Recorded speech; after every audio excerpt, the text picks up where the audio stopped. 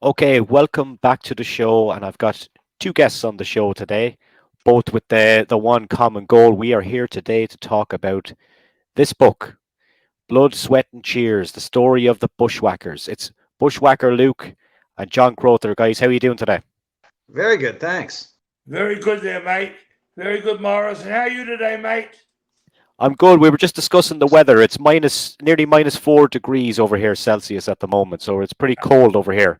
We just had a bloody storm come through here. Not a bad one, but it was pretty winds and all that will BS. Yeah, we're having our Florida winter. It's going to dip down, as we said earlier, to about 72 degrees. So we'll be freezing Floridians. The weather is pretty wild out there, isn't it, at times? Yeah, it does. Well, at least we're not in hurricane season anymore. Yeah. Guys, look, we're here to talk about the book predominantly today. So obviously this covers the whole Bushwhacker's career, like 40 years. How did this come about, Luke, and how did you become involved, John, and how do you two guys know each other firstly, I suppose is the best question to ask. Well, I met John at Comic Cons, comic conventions. Yeah. And then we got to talk, and of course, he was doing comic books. He's been doing comic books of the wrestling stars for many years. Hacksaw Jim Duggan, Jake, and who else? Quite a few different characters. Yeah, Bruno, Rocky Johnson, a lot of those guys. Excellent. And all of a sudden, I've been going to do a book. I've been talking to my good friend George Napolitano for years. George was a photographer for the WWF in the 70s for Vince Sr. And he's doing the programs for him. And he's put a lot of books out too, but mainly photography books. You know what I mean? Anyhow, I got to talk to John, and here we are. And after 2 years or a year and a half of doing phone calls, three-way with Bush, John, and myself, we did it for about a year and a half.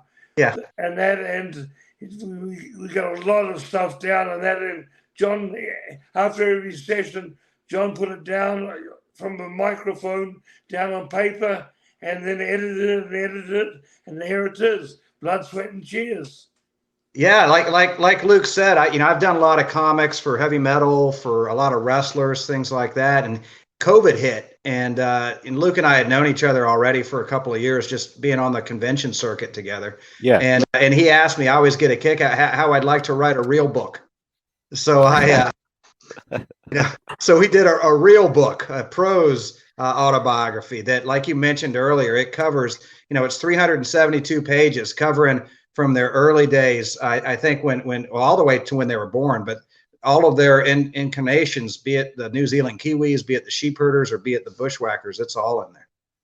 In 50 years, 1966 to nearly 2023, it's more or less 50 years till we went from 66 to 2015 was actually 50 years of our lives is in this book. Yeah. And was writing a book, Luke, something that you ever considered before, long before this, or were you ever writing stuff down? I was thinking about it with George Napolitano, but George is busy doing photos and that, and he's retired. He's done a lot of stuff for me. So, and John was biting at the bit to do a book. Yeah.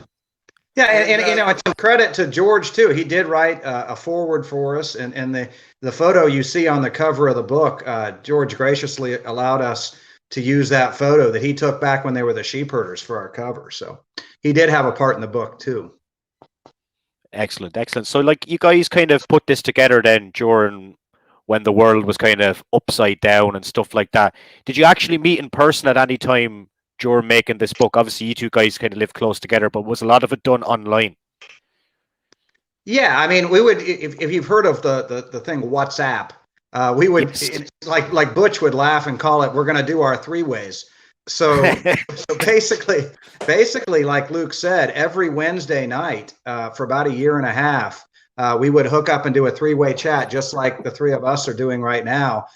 With Luke, he's a little south of me near Clearwater. I'm up near Daytona Beach. And then Butch, obviously he's in New Zealand. He hasn't been to the States in quite a few years. And we would talk like this for about 2 hours. I tried to write everything down the first night we did it, and I realized that's not going to work. So from that point forward, I got a little recorder, and I would record. We would just talk about their lives and get into different stories, and I'd transcribe it and turn it into book format the next morning. Yeah. Did you guys try and write this chronologically, or would some like memories and different things kind of pop into your heads every now and then? You'd be like, shit, I got to take that down, even if that was, say, 1992 or whatever, Yeah, well, Luke can kind of speak to that, but a lot of what we do is I would just start, except for the parts about their early lives, which I did individually with them. I just would start with their career, and we just talk, like you said, chronologically from their early years right up until, honestly, their introduction into the Professional Wrestling Hall of Fame, which came after the WWE Hall of Fame. So it kind of flowed really nice. And I think Luke even mentioned to me once that as they're talking, a lot of their memories would come back to them because we're just having these discussions and, they remember another guy or another event. And so it really does flow very naturally. Yeah. You go ahead, Luke. I think now with different years that come up, there's a lot of events we may have missed or situations. This book's more about situations behind the scene, and that when you start thinking about it, there's things that we missed, but we got a lot of main stories in there. But still, there's a lot to be said. There could be a lot more involvement in it. But So we try to put it together a bit different than other guys' books. We're not so much on the wrestling side, but more on the stories behind the scenes. Yeah, like the inner workings of things. That's what the fans want to hear today. They can watch all the wrestling and that, but they actually want to talk and ask you questions about this situation, that things that came up, especially the scandals and all that. Yeah. There's plenty. Even the scandals from back in the day are kind of prevalent now again. I was actually part of the Vice TV documentary on Vince the other night. They took a little snippet from one of my podcasts with a guy that Luke, Mario Mancini. They took a little snippet of one of our shows. I don't know if you guys seen the Vice documentary the other night. No, but they spent. Actually, you're talking about it. He sent about to me today. The guy from Vice called me up and he asked me what I thought of the round table, the one I've already been in. The territories, the round table, and he says now you got dirt on a person we want to talk about. So I'm going to get one of the guys to call you up to get more dirt on that person. Hey, I can't know. I love the guy, Marty Jannetty. Yeah, but there's so much dirt on Marty, and that he used to over your way when we were doing England and Ireland and Scotland. He'd go AWOL. We'd be one night and then he'd go out and party, and then we wouldn't see him for the rest of the tour. And the office funny part is, the office had his bloody passport. They kept the passports when you're on the road, and I'd always wondered how did they get Marty home? A week would be home, 3 days later, Marty would be in the fucking dressing room, just like nothing happened. We got a good Marty story in this book too. Yeah, excellent. Is there anything you want to share, or do you want to save it for the book, or give us a teaser maybe? Well, it deals with college kids, GHB, and the Ultimate Warrior with some hair clippers. Jesus Christ! I think that's a seller. That's a seller right there. It's one of the flights from hell, from Rio. Okay. From Rio. Rio. What state's Rio in? What state? You mean country? Town. Huh? Oh, Brazil. No, Rio de Janeiro. No. No. I'm talking about in the States. There's the gambling town. What's the gambling town? Oh, you talking about Reno, Nevada? Yeah, Nevada. From there to Dallas. That was the flight. This was one of the flights from hell. Reno, Nevada to Dallas. And do you know what the funny The funny thing about it is that Marty wouldn't even care what you're saying anyway No, to that's fight fine. TV. That was the 5 hours. No, he wasn't the only one involved too. Shawn Michaels and Queen Cherie. You know, Cherie Martel. They were the three. Yeah. And then the warrior came down and did a little of his own. Did the job. I don't tell. Warrior came down and did the job. But, Okay. It was a 5-hour trip. Yeah. What was he like, Luke, the warrior? Because you hear kind of contrasting reports about him all the time that he was. You know, I knew him as before he became the Ultimate Warrior. I knew him when he was with Sting, and they were called. I forget what they were called. What were they called now? Oh, I can't remember. I remember it two was of them Rock together. and the Blade Runners. The Blade Runners, and boy, they were terrible. You know, they were trained by a well-known guy on the West Coast who trained a lot of guys, but these were two bodybuilders. You know, the Warrior only worried about his body, even in WWF. That's what he was there for. You know, to get paid to work out, and you know, in his body, he didn't care so much about the wrestling. Yeah, I'll give you another clip on them. We've even got a story of them back when they were the Blade Runners about Sting getting his head dunked in a toilet. Yeah. Yeah, well, they were terrible. Sting was a much better worker. You know, he learned the business properly. The Warrior, he was lucky that Vince loved bodybuilders. Otherwise, he wouldn't have been booked anywhere. You know, he loved bodybuilders, and that was it. So he got the push. Yeah, I see. Like you worked a lot of house shows with the tag team of Yokozuna and Owen Hart, which was kind of it seemed like an odd pairing at the time. Do you have any stories about working with those two guys? And obviously, people speak very highly of Owen. Owen and Yokozuna, no, they were the final, the last year in our business, working for WWF. That's when they were teamed together. Yeah. As a lot, you know, no, this was earlier on, yeah. Anyhow, and that it was sad.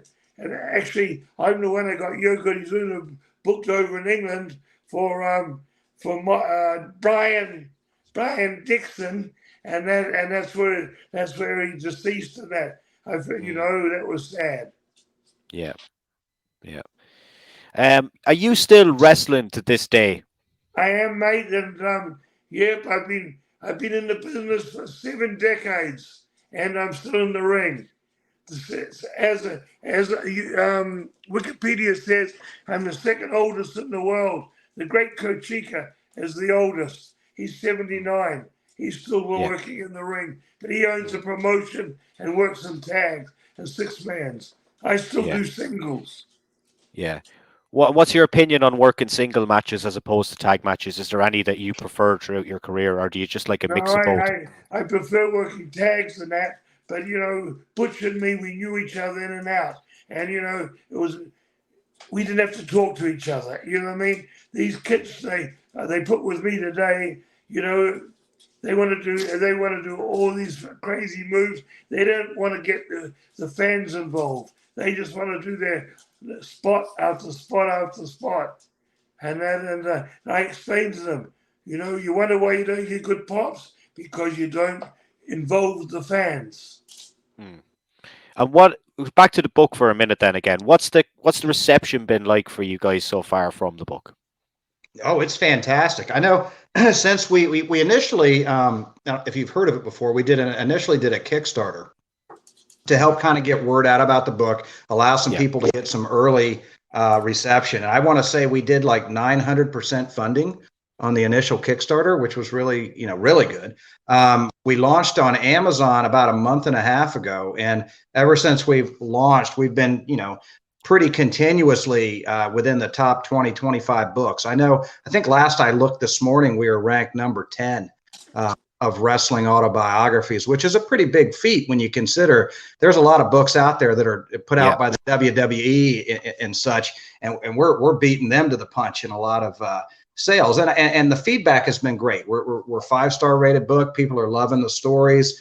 They're loving the memories. And like Luke himself said, we kind of did it a little bit differently than some other wrestling books, because rather than just go match after match after match, which we do touch on matches, we try and give people really a lot of the background stories about what was happening in the different territories, what was happening, as they were traveling through Asia and through Canada and through South America. And then, of course, when they got to the WWE. But one of the concerns I think some initial people had was they didn't just want to read a book about the Bushwhackers, because a lot of those guys, grew up with the sheep herders, or they grew up with the Kiwis. Well, I can assure you the book is probably about 75% Kiwis and sheep herders. The Bushwhackers was just a part of their career. But they were world famous before they ever stepped foot in a WWF ring. Yeah. And kind of when you touched on WWE writing books, I think a lot of people kind of have reservations of buying books from a big company because they're always going to kind of put their own spin on it, and it might lose a bit of personal touch. Whereas you guys are working just together, and you can put really what you want in the book. I've heard of them. I've heard of them making books for people or with people, and you'd hand them a book 600 pages, and they'd say, "No, I want it 300." Yeah. Well, I can tell you, one of the compliments I've had, not only on this one, but on some of the, biographical comics I did for some of the wrestlers, is when I write these books, I do literally talk to the guys. So when I write it how they talk to me. So one of the best compliments I ever have received is that the books sound like the wrestlers are talking. And they can tell that it's written by a wrestling fan, not a person who has no idea what wrestling is all about, just trying to spit out a book. So I think it's easier for fans and even wrestlers and people in the business to connect with these books, because it really sounds like you're talking to Luke and Butch. Yeah. Luke, I've got a question about the Royal Rumble. Remember in 1991 where they done the quick elimination and things like that? Was there ever a reason, or did they tell you exactly what was going to happen that time? I know the record has since been broken, but this is a two-part question, so I'll just leave that bit with you at the start. Yeah, mate, when they come and presented that to me, and it was Pat Patterson, and God bless him, what a brain he had.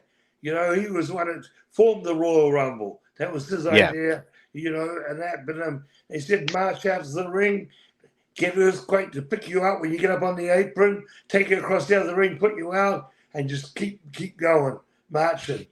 And that was played right up to 2 years ago, and that. From 90, what was that, 92? Was that 92 or 91? Huh? 91. 91. That was played right up to 2 years ago, pre-Royal Rumble. And it pissed me off when they stopped playing it, because they had people still, people still remember that. Are you the guy that marched in and marched out? You know what I mean? Of course, they had Santino Marella do it, but a bit different. I was the original, you know what I mean? And people remember. I still get people, remember, and they call me up too, and they say, "We've got a Royal Rumble. Would you do this for us? Come in and do the same thing you did in WWE." Mm-hmm. So it's well remembered especially around the wrestling circuit. Yeah, see, it's not remembered as the quick elimination. It's remembered as a memorable moment. That's the magic in it, really. The character was the action, the character. Yeah. It wasn't the time. The time helped at the time because they said, "Whoa, he didn't even do anything in the ring." You know what I mean? Yeah. And that was it. But that kept me featured for so long. Yeah. The second part of that question is, it's December now. You're still wrestling. It's January next month. If they called you to do the Royal Rumble next month, WWE, would you do it? Not specifically that segment, but would you go back into like a Rumble match? Would you like to? I sure would, mate. And in January I'm 76. You know what I mean? So I'd love to do that. Would that make you the oldest participant in Rumble history? Yes, surely. I think they need to make it happen. Yeah, that makes me, I know Dory went over to Japan, I don't know how many years ago, 5 years ago, 6 years ago, and then he did a match. I think it's on television. It's scary to watch. Yeah. Have you seen that, John? Yeah, I have. I think he actually did that at the Funking Conservatory here in Ocala, about an hour from me. No, he went to Japan. The one he Did he did go in to Japan? I thought the guy came here and they did it at his school. Oh, did they? I think so. I've seen it though. It is, and I like Dory, but it was a little hard to watch. It kind of looked like me coming home at about 3 o'clock in the morning. After a few pints, that's what we say over here. Especially if you've been in the pub, out in the pubs in Ireland. Hey John, they hammer it. They're like Kiwis. They hammer it there. My wife and I came so close when COVID hit. We had my first ever trip booked to Ireland, and then and we had the plane tickets, everything ready to go, but they weren't letting us leave without being quarantined for 2 weeks. And then literally, I think the day before but I couldn't get my money back for the flight. The day before we were to leave, the EU said Americans couldn't go over. I finally got my money back, but I still haven't gone to Ireland. Yeah, thank God all that bullshit is over. We won't get into that tonight. Yeah, exactly. My wife's a burn, so we wanted to check it out. Morris. Yep. Which part are you? The Catholic end or the Protestant end? I'm the Catholic end. But I'm not really a religious person. But yeah, I guess I would be from a Catholic family. I'm just to Dublin. Yeah. You're still doing. You're in the currency. What's it called now? The euro currency. Euro. Yeah. Yeah. But the other end is British currency. Yeah, it's crazy. Up the road. I've gone through that checkpoint, Charlie, many times where they came in and searched us. That was heavy. Yeah. Wow. Yeah. Do you know what we have in common though is from New Zealand and Ireland, we can handle our drink better than the British. Yes. And I'm going to say it too, mate. You've got a better rugby team than, Yeah. Ireland beats England, beats Scotland, beats Wales. Ireland's got a better rugby team. Yeah, for a small country, we have a very good rugby team. We've only a population of about 3.5 million heretofore, so we've done okay. That's the same as New Zealand, mate. Yeah, 3.5 million. Yeah, but you guys are built on rugby. And you've had our coaches coaching in your country and managing too from New Zealand, and it shows. Yeah. And if Luke probably won't talk about it, but Luke was he probably could have been a world-class rugby player himself if he'd stuck with it. Yeah, it's in the book as well. Yep. Yeah. Yeah, because Tony, I had Tony Garea on there a couple of weeks ago, and he was the same. Yeah. Bush played right up to he started wrestling. I finished well before rugby, but Bush was still playing, right up to then when he started wrestling. Yep. Yeah. When was the last time yourself and Butch saw each other in person? 2018. 2018, I was over there for a tour, and Butch was in my corner. Excellent. So is he planning on maybe coming back stateside? Are you guys going to try and get back together, or even for appearances or anything? He was supposed to come in 220. The virus, we had 26 shows, 26 gigs around the country, and then 221, the COVID again, and then New Zealand was the last country opened in the world about 4 months ago. It was very strict there, yeah. Straight after the COVID opened up, as soon as they opened the country up, he got COVID. Oh, fuck. And he got it really heavy. It really, he's been sick from staph infection, and he nearly died twice from it. And this bloody COVID hit him and knocked the shit out of him. You know what I mean? So he's probably got. Go ahead. Sorry. See, he was supposed to come this year. I'm not sorry. He was supposed to come in the start of March 2023, and we had all the gigs again set up around the country. And I spoke to him the other day, and he says he doesn't think his health's up to it. He said that COVID knocked the shit out of him.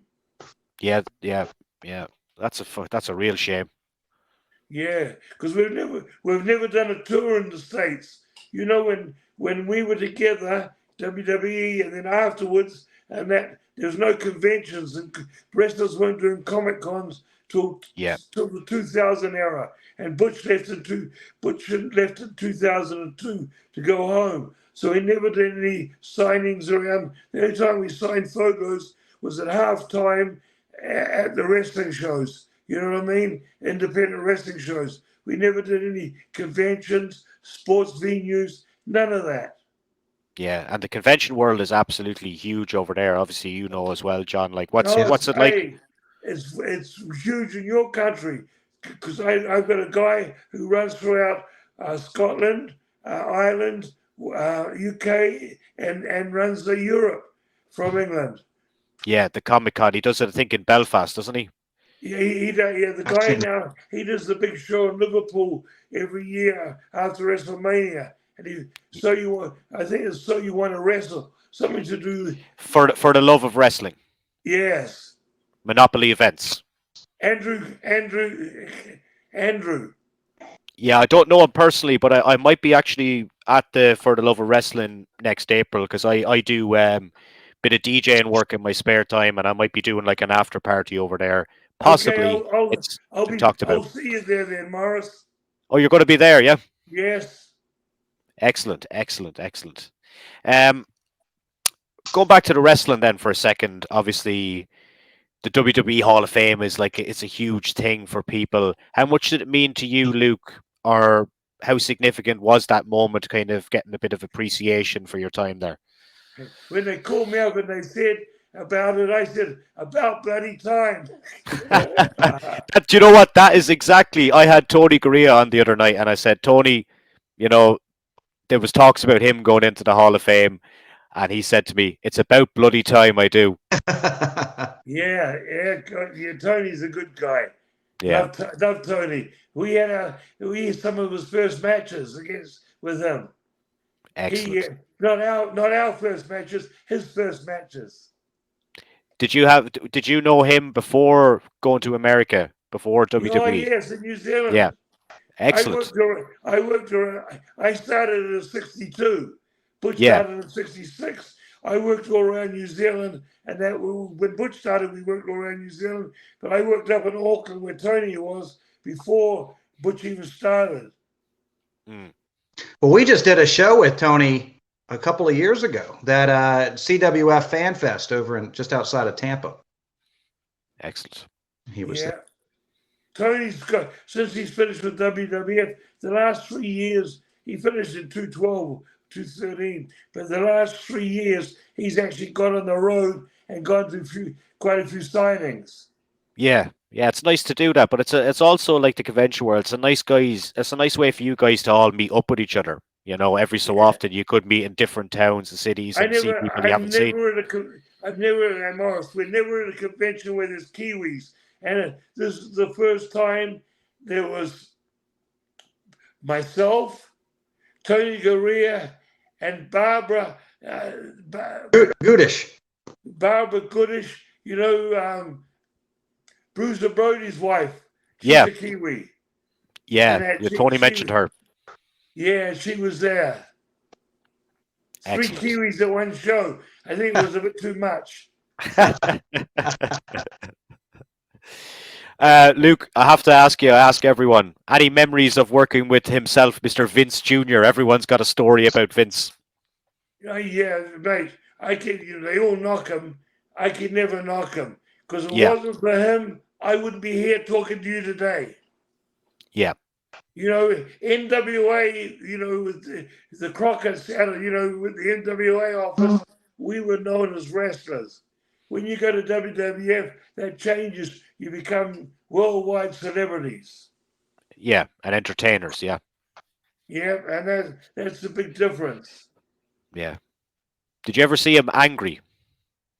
I've seen him a bit nasty. No, well, he's called the boys a few times. There's been a bit of a problem on the road, and instead of flying it on the end of the tour, every 15 days we'd go home for 3 days. He instead of going straight home, he'd fly us all to Connecticut, and then we have to go to a meeting in the hotel we stayed in, he would come and the boardroom and lay out, hey guys, blah, blah, blah, blah, blah. This situation happened. I don't want it to happen again. You know what I mean? But you have everyone there for that. Yeah, yeah. Just kind of keeping everyone in line as best as he could. Yeah, yeah. But I always look at like people talk about mad stories from wrestling in the 80s and the early 90s and whatever, but I think the whole world, like pop culture, was the same. Like the rock and roll lifestyle. You guys were on the road all the time. There's bands touring all the time, and it's just the era that stuff happened in, really, isn't it? Like what's perceived as crazy today was probably normal in the 80s and 90s. You know, because it's a different world Exactly. we're living in. You know, mate, the ribs we played on each other, or, you know, especially guys who came into a territory, this is territorial days before WWF, and they thought Yeah, they were sure their shit didn't stink, and that they were the ones that got ribs in that. And the ribs, if we played any of those ribs on the kids today, you know, the kids would be running home, and we wouldn't see them again. You know what I mean? they'd The be ribs bringing you were to heavy court. though. The ribs were pretty heavy those days. Yeah. Any particular one that stands out for you that you have played? What's the best one that you've played on someone? That's what I want to know. Mate, I never played any of the ribs. You know No. what I mean? I've been sort of there with them all.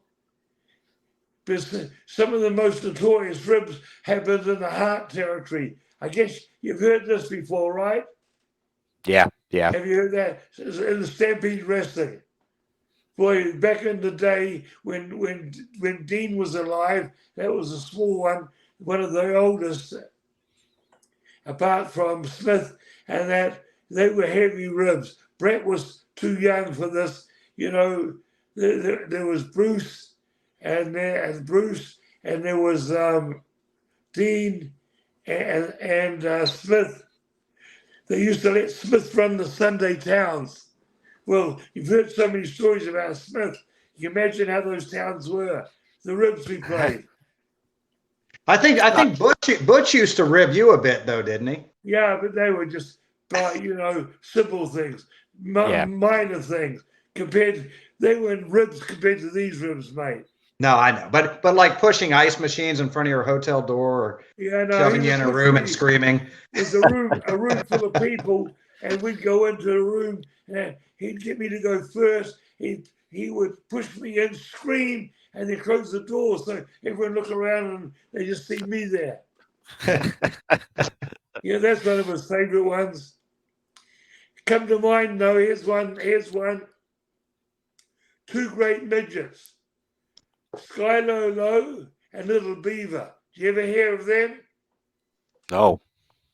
These were the greatest. These midgets were circus midgets. They could walk Okay. along the top rope. You watch midget matches today, they do pardon me, they do them the same as men. The men do. You know, these midgets work midget matches.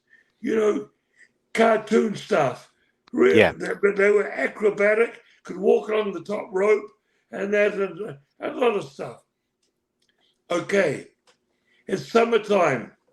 Summertime, when the school's out, promoters usually bring in midgets or girls, you know. So Stu Hart has brought two girls in from Moolah, and we've got two midgets, the two that I have mentioned, who were old then, you know what I mean? These guys I'm talking about now, 1972, 73, and they were in the 50s. Yeah. Little Beaver was gay, and you know, and what did I say? The other one, Sky Lolo. No, bald head, but he was a master.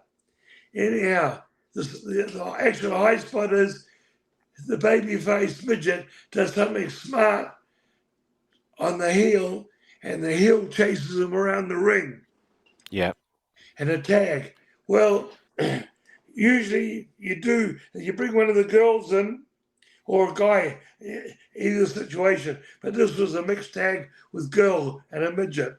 So the girl comes into the ring and she opens her legs up, and the babyface wrestler goes through her legs as she's going around in circles, and then the midget, the heel, pulls up and puts a brake on right in front of her. You know what I mean? because Yeah, he's yeah, scared of her. Now, those days, the woman wore one-piece bathing suits. You know, like you went to the swimming bath or the beach with, yeah. right? And this night, this woman, I can't remember going back. I don't want to. I've got names in my head, but I don't want to quote who it was. Okay. Anyhow, she was wearing a bathe one piece. They do the spot. Skylar, Little Beaver does something to Skylar. Skylar runs around the ring. She steps in. Little Beaver goes between her legs. Instead of stopping, Skylar went between her legs. He had a blade in his hand and nicked Oh, her. He nicked her right up the top of the thigh by the bottom of the trunks. You know, the one piece. yeah. Now, because the girl was working in the ring and her blood pressure was up because she was all hyped up, the blood started pumping into the bathe swimming suits, and she looked like she had a period. Oh, Now Jesus Christ. all the fans were pointing at her and going like this in the Oh ring. my The God. Butch and me were in the ring. Butch and me were watching from the back of the dressing room, and the Hearts. This is one of Smith's ribs, and that anyhow.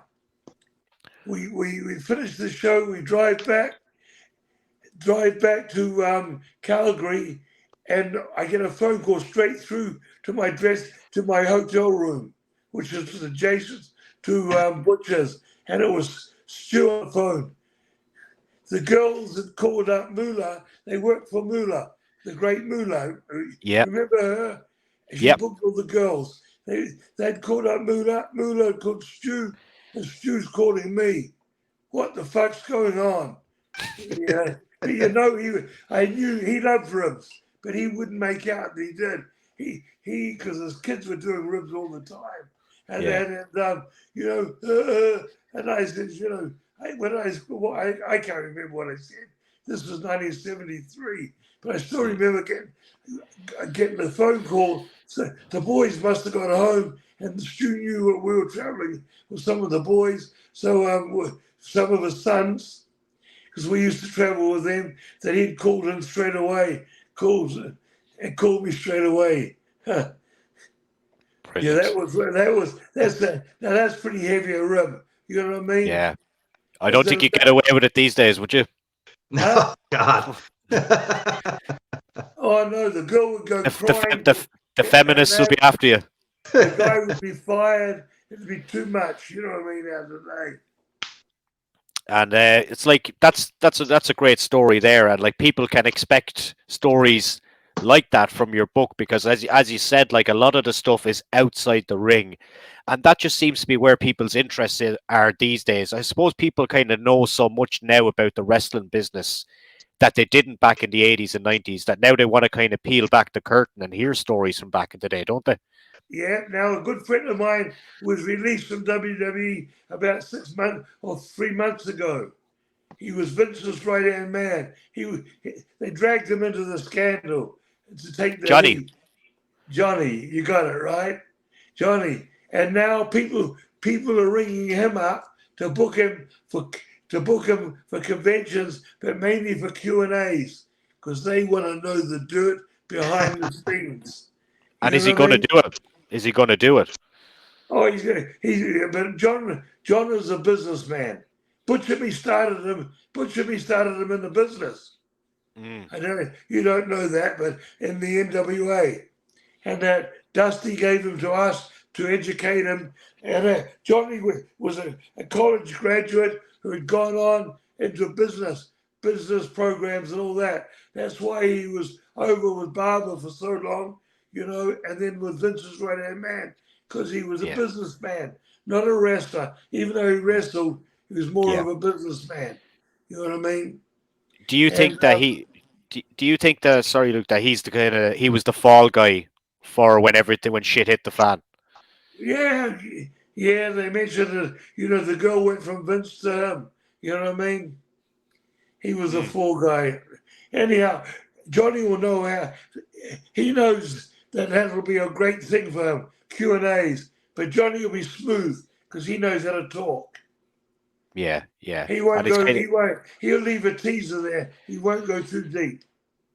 yeah, I think a lot of people would love to hear what he has to say, and he's probably kind of maybe biding his time for Mate, now, just because shit is still out there, and even with this documentary that came out the other night and stuff like that, it's probably just best let things settle for a while. But I'm sure people would love to hear him speak or him write a book. I'd say he could write 10 books at this point. yeah, don't forget he was Get with onto it, John. He was.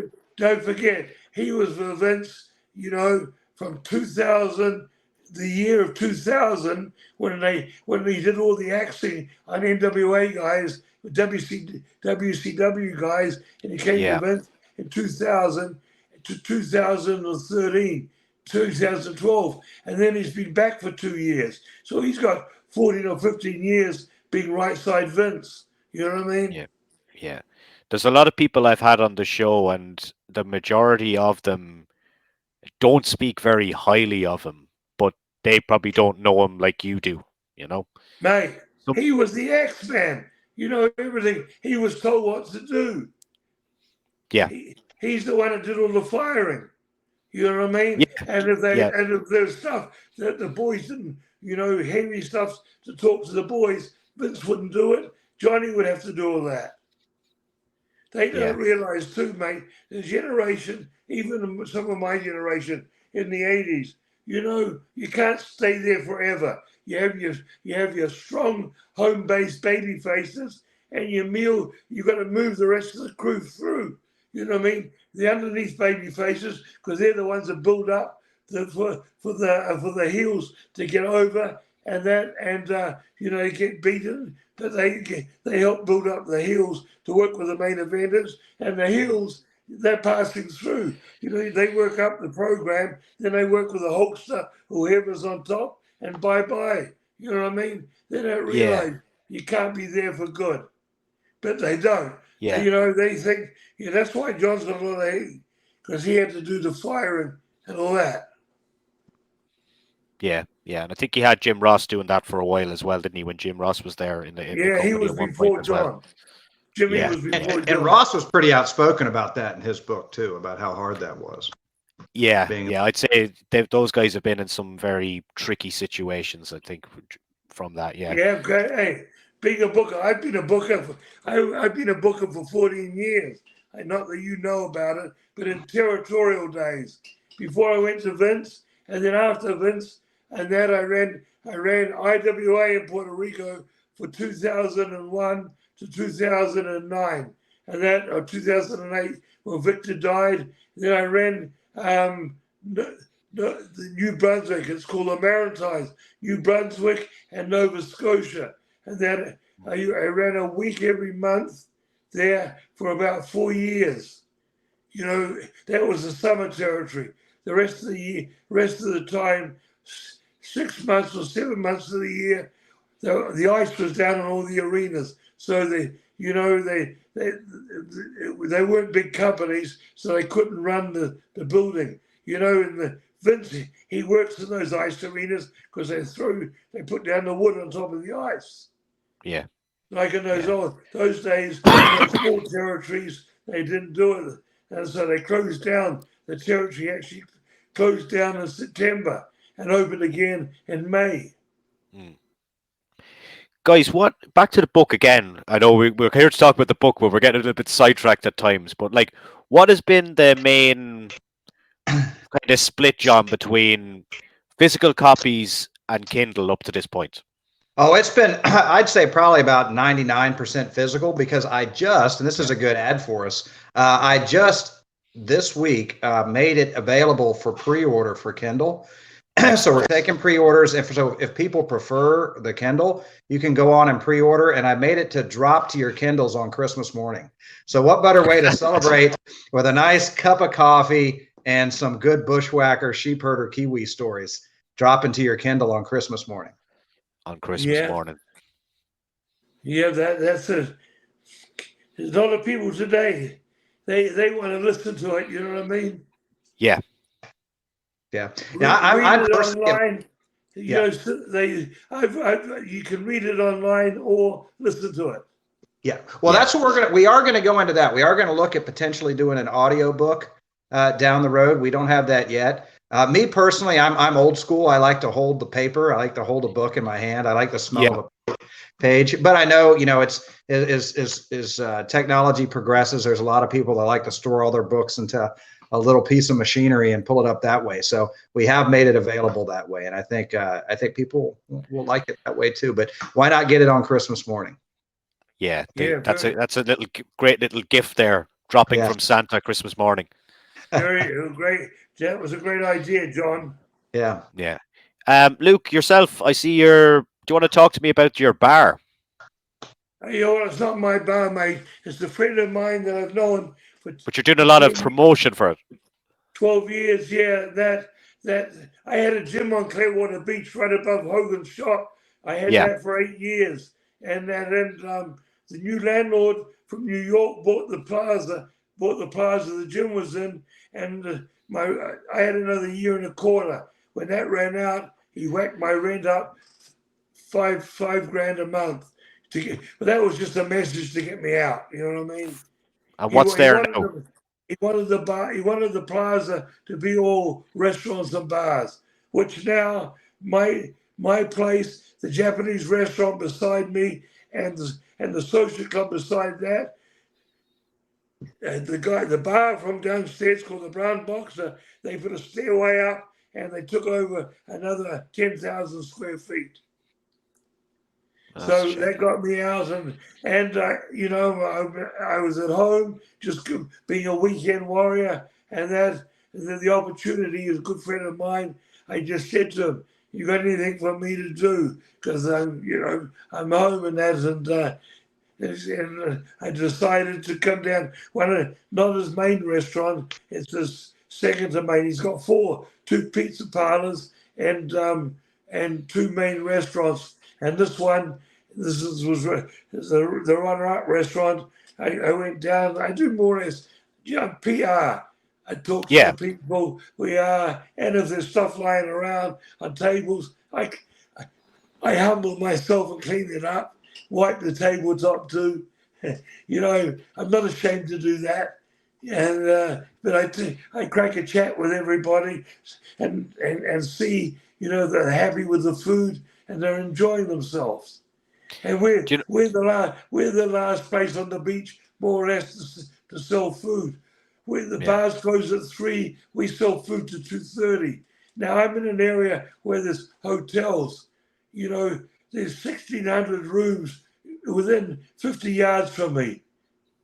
Maybe 2,000 rooms within 50 yards to 100 yards from me. All high-rise hotels, and they all. The people who work in these hotels, the staff and that, they come in after they finish work, and people who are in these restaurants and bars, they ask where to go when they're in town, stay in a hotel, and they tell them, great food, and go to Panfilos, and and I promote it all the time, and that's it. But it's more or less, it's a late night scene, mate. We have drifters come through. We open at 6, and from 6 to 11, the place never gets packed. It never gets high. You may catch it half full or a quarter full, but come midnight, 12:30, that's when it starts hopping. Yeah, and you're still there to that time. Like, do you ever? 2:30 in the morning. At your age, man, and like working in restaurants, still wrestling, did the R word ever come into your mind? Retirement. Have you ever thought about that? I laid on the beach with the guys, and all the guys I laid on the beach with, God bless them, are dead. I lived on a beach called Indian Rocks, Indian Shores Beach, which is well known for tourism. It's between St. Pete and Clearwater. Yeah. And it's the narrowest piece of land because the intercoastal runs behind it. There's 2 inlets, one down in Johns Pass and one at Clearwater, where you can come in, and this piece of land is a strip. And where I lived there was about 80 yards to 100 yards wide. and the way when we had bad storms, the waves used to come through underneath and go into the water behind me. Crazy. Yeah, I can honestly say, getting to know Luke, he's probably one of the hardest working people I know, even today. I mean, I'm dragging out of bed. He's already shooting me messages on my phone, wanting to chat because he's ready to go. And that's after getting to bed around 2:30, 3 o'clock in the morning the night before. Yeah. Guys, it could come to a standstill. All of a sudden, it could come to a stop. But I'm doing stuff all the time. You know what I mean? Just living life like you want to. Yeah, well, I could get more rest because I know I need to get more rest than I do, but I can't. When I wake up to take a slash, if you know what a slash is. Oh yeah, slash. Yeah, take a slash. We use that as well. The Americans don't know. I had to teach a lot of them what a slash was. Yeah. Oh, we know it over here. It's a very common word here. Wanker is too. Anyhow. Yeah. I never hear it. You bloody wanker. Anyhow, once I get up for that and there's daylight, I can't get back to sleep. I start thinking of what I got to do. Guys, we're kind of way over the time I had booked here for today. But what we're going to do, just in closing, just why should people buy this book, and just tell them how different it is from all the other books out there. And then Luke, for yourself, where could people catch you on social media, etc.? And I'll put all the links underneath for the book and the socials anyway. But guys, take it away. Well, I think people should buy the book because some of our stories they've never heard. There's drugs involved, there's sex, sold, and rock and roll. Sold. We've been in places in hoods, locked in rooms. 600 square feet condos while they shop it out for coke in Panama and Colombia. What? And that's in the book and all that sort of stuff. Who writes about that? Yeah, like Luke says, it's sex, drugs, rock and roll, but even more important, when you get into it, you'll really get to know Luke and Butch. There's stories in there that'll make you laugh. There's stories in there, honestly, that will make you cry. When you hear some of the heartfelt stuff that they had to go through, because 50 years in the business, there's going to be highs, but there's going to be lows too. So it's going to pull every chord of your emotions. But it's just some fantastic stories about two really, truly amazing, great guys that marched, from a little tiny New Zealand to the top of the industry, and they're still marching today. Yeah, but that's a fact. People from all over the world, if they want to get in movies, they go to Hollywood. And that, when I started, Morris, we had no televisions on 88 to 68. And then it would only be on from 3 to 8 o'clock, 5 hours of television till 8. And then, there's we had the wide world of sports at 3 o'clock on Sunday afternoon. I still remember that. And you remember that wide world of sports, right? Yeah, I remember that. But apart from that, no television. We had radio. So the only way to promote it in towns was the poster and the radio or newspaper. You got to the town early in the day to get in the nights because the night paper used to come out at 4 o'clock. A lot of towns had a morning paper. They came out, 3 in the morning, 4 in the morning, and then they had the night one that come out at 4. So you got to the town, try to get there before midday and go to the newspaper and get a story in and get a couple of photos. So it'd be on the sports page or the back page of the paper that night. And that's how we promoted the towns. Yeah. Crazy, huh? We used to go to the towns at midday too, mate, and walk around in the street because everyone would be out for lunch. And they say, oh, the wrestlers are in town. Flyers. Yeah, flyers. You're right, mate. That's how it was. And, mate, so all the fans get this book and read the journey. It's a wild one. And we start off, when we really start rocking and rolling, it has me and Butch and living in Singapore and going through the country was having a war. Malaya was Asia, and it was Asia and Malaya. And then all of a sudden, when they got this and they had the treaty, and it was all sold and became Malaysia. But we were driving up there when it was two different names, and we could hear the guns. Da da da da da. Curfew was 5 o'clock. No driver, and then we'd be driving up the jungle, and that after 5, 7 o'clock at night, elephants working the side of the road, bullocks, no machinery, elephants working. The Indian and Asian elephants are small. With the guy sitting in the back, they'd be rolling up the sugar cane, or the bamboo and all that. And the bullocks were pulling the fucking thing with bullock horns, digging up the dirt to plant seeds. People don't realize that's how it was in those third world countries. Yeah. So if people are looking for the book, they can find it anywhere Amazon is online. I know Amazon has stores all over Europe, here in the U.S. and Australia. And if they'd like to get an autographed copy, and correct me if I'm wrong, bushwhackerbrand@gmail.com. They can write Butch or Luke directly, and Luke can hook you up with a nice signed copy for all your signed copies and ship them out to you. So remember that Bushwhacker brand, and when they spell whacker, it's WHACKER, not WACKER. It's WHACKER. Silent H.